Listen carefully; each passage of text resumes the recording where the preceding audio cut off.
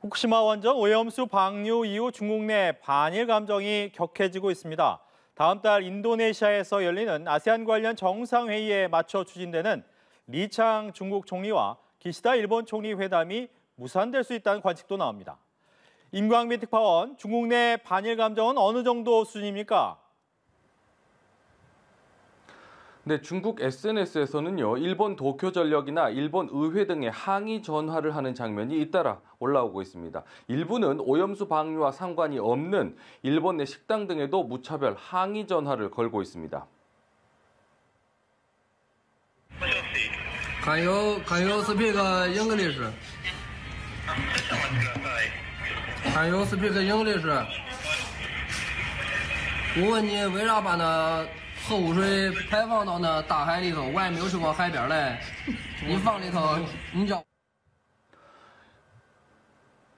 일본 매체들은 주중 일본 대사관, 또 일본인 학교 등에 중국인들이 던진 돌멩이가 날아들었다는 내용을 보도하고 있습니다.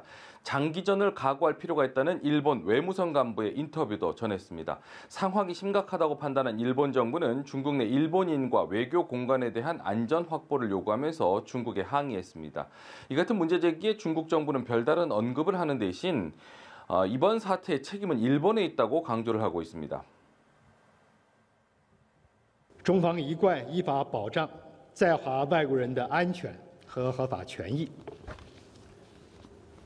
我还要强调的是，日本政府无视国际社会的强烈质疑和反对，单方面强行启动福岛核事故污染水排海。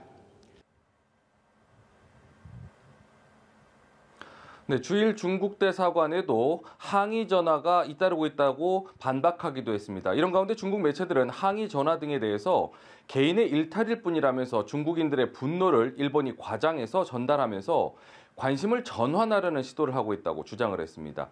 중국 내 반일 감정이 격해지는 가운데 다음 달 초순에 인도네시아에서 열리는 아세안 관련 정상회의에 맞춰서 추진돼 온 기시다 후미오 일본 총리와 리창 중국 총리의 회담의 무산 가능성도 제기가 되고 있습니다. 미국과 중국이 첨단 기술 수출 통제와 무역 문제를 논의하기 위해 실무협의체를 만들고 곧장 첫 회의를 열었습니다. 정기적으로 만나 정보를 교환하기로 약속했는데 갈등의 실타래를 풀 수 있습니까? 네, 미중 상무장관이 수출 통제와 관련한 정보 교환을 위해서 차관복급 실무협의체를 만들기로 뜻을 모았습니다. 미국은 이 협의체가 국가 안보 정책에 대한 오해를 줄이기 위한 플랫폼이라고 설명을 했습니다. But this is meant to be a dialogue where we increase transparency and where we are clear about what we are doing as it relates to export control enforcement.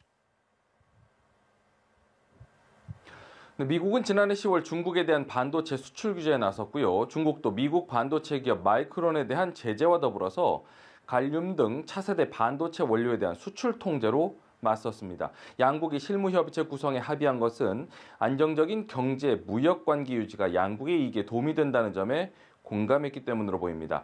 러먼도 장관은 국가안보 문제에서는 타협하거나 협상하지 않는다면서도 수출 통제 대상은 매우 좁게 설정됐으며 중국의 경제 성장을 억제하기 위한 것이 아니라고 강조를 했습니다. 이에 왕원타오 중국 상무부장도 중국과의 관계를 끊을 수 없다고 여러 차례 밝힌 미국이 이를 실천에 옮기기를 바란다고 답하기도 했습니다.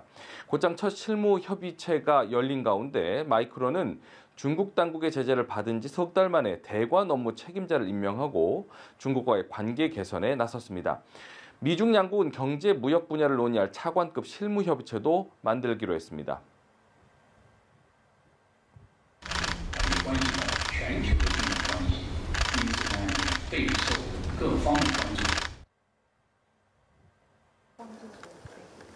네, 러먼도 장관은 방중 셋째 날인 오늘 후허핑 중국 문화여유부 부장, 또 경제 분야를 담당하는 허리펑 부총리 등을 만나 현안을 논의했습니다. 지금까지 베이징에서 전해드렸습니다.